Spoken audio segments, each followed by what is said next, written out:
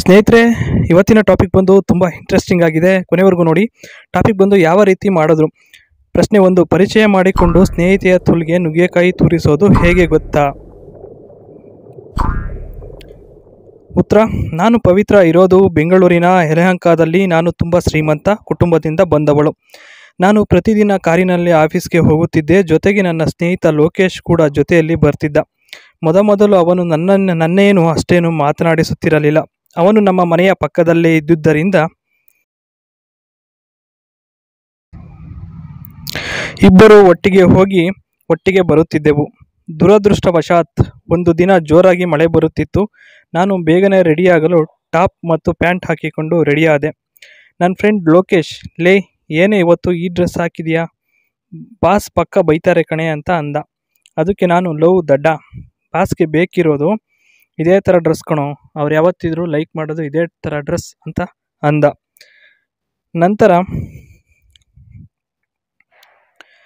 ನೋಡ್ತಿರು, ಇವತ್ತು ನನ್ನನ್ನು ಈ ಡ್ರೆಸ್ನಲ್ಲಿ ನೋಡಿ ಅವರು ಫುಲ್ ಫಿದಾ ಆಗ್ತಾರೆ ಅಂತ ಅಂದ. ಅದಕ್ಕೆ ಅವನು, ಹ್ಞೂ ಕಣೆ, ನೀನು ನೀನು ಹೇಳ್ತಿರೋದು. ನಿನ್ನನ್ನು ನೋಡ್ತಿದ್ರೆ ನನಗೆ ಕಚಗುಳಿ ಇಟ್ಟಂಗೆ ಆಗ್ತಿದೆ. ಅಂಥದ್ರಲ್ಲಿ ಇನ್ನೂ ಬಾಸ್ಗೆ ಆಗಲ್ವಾ? ಖಂಡಿತ ಆಗುತ್ತೆ ಅಂದ. ಆವಾಗಲೇ ನನಗೆ ಅರ್ಥ ಆಯಿತು, ಇವನಿಗೂ ನನ್ನ ಕಂಡ್ರೆ ಆಸೆ ಇದೆ ಅಂತ. ನಾನು ಕೇಳದೆ ಸುಮ್ಮನೆ ಇದ್ದೆ. ನಾನು ಇಬ್ಬರು ಕಾರಿನಲ್ಲಿ ಕುಳಿತುಕೊಂಡು ಆಫೀಸ್ಗೆ ಹೋದೆವು. ಬಾಸ್ ಚೇಂಬರ್ಗೆ ಹೋದೆವು. ಬಾಸ್, ಏನೇ ಪವಿತ್ರ ಇವತ್ತು ಈ ಡ್ರೆಸ್ ಹಾಕ್ಕೊಂಡು ಬಂದಿದೆಯಾ ಅಂತ ಅಂದರು.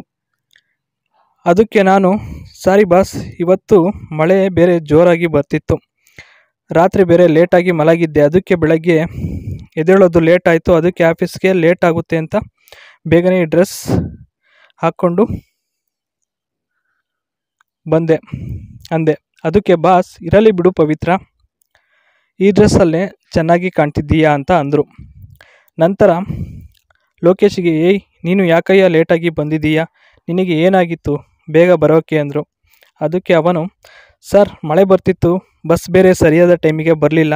ಅದಕ್ಕೆ ನಾನು ಇವರ ಜೊತೆ ಹೋಗೋಣ ಅಂತ ಸ್ವಲ್ಪ ಲೇಟ್ ಮಾಡಿದೆ ಸರ್ ಅಂತ ಅಂದ. ಅದಕ್ಕೆ ಬಾಸ್, ಆಯಿತು, ಇನ್ನು ಮುಂದೆ ಲೇಟ್ ಮಾಡಬೇಡಿ ಲೋಕೇಶ್ ಅಂತ ಅಂದರು. ಅದಕ್ಕೆ ಅವನು, ಸರಿ ಆಯಿತು ಸರ್ ಅಂತ ಅಂದ. ಸಂಜೆ ಮನೆಗೆ ಹೋಗುವಾಗ ನಾನು ಕಾರ್ ಬಾಗಿಲು ತೆಗೆಯೋಕೆ ಅಂತ ಹೋದಾಗ ಯಾವನೋ ಒಬ್ಬ ಲೂಸ್ ನನ್ನ ಮಗ ಸ್ಪೀಡಾಗಿ ಬಂದ. ಅಲ್ಲಿ ಕೊಚ್ಚೆ ಇದ್ದಿದ್ದರಿಂದ ಅವನು ಅದರ ಮೇಲೆ ಹೋದ. ಆ ಪರಿಣಾಮ ಅಲ್ಲಿದ್ದ ಕೊಚ್ಚೆ ನನ್ನ ಬಟ್ಟೆಯ ಮೇಲೆ ಹಾರಿತು. ಅದಕ್ಕೆ ನಾನು, ಲೋ ಗುವಲ್ಡ್, ನೋಡ್ಕೊಂಡು ಹೋಗು ಅಂತ ಜೋರಾಗಿ ಕಿರಿಚಿದೆ. ಅಷ್ಟರಲ್ಲಿ ನನ್ನ ಬಟ್ಟೆ ಪೂರ್ತಿ ನೆನೆದಿತ್ತು ಕೊಚ್ಚೆಯಿಂದ. ಲೋಕೇಶ್, ಲೇ ಪವಿ, ಬೇಗ ಬಾರೆ, ಇಲ್ಲಾಂದರೆ ಮಳೆಯಲ್ಲಿ ಪೂರ್ತಿ ನೆನಿತೀಯ ನೋಡು ಅಂತ ಅಂದ. ಅದಕ್ಕೆ ನಾನು, ನಾನು ಆಗಲೇ ನೆಂದಿದ್ದೀನಿ ಕಣೋ ಅಂತ ಅಂದೆ. ಸರಿ ಅಂತ ಡೋರ್ ತೆಗೆದು, ಲೋಕೇಶ್ ಇವತ್ತೇ ನೀನೇ ಗಾಡಿ ಓಡಿಸು ಅಂತ ನಾನು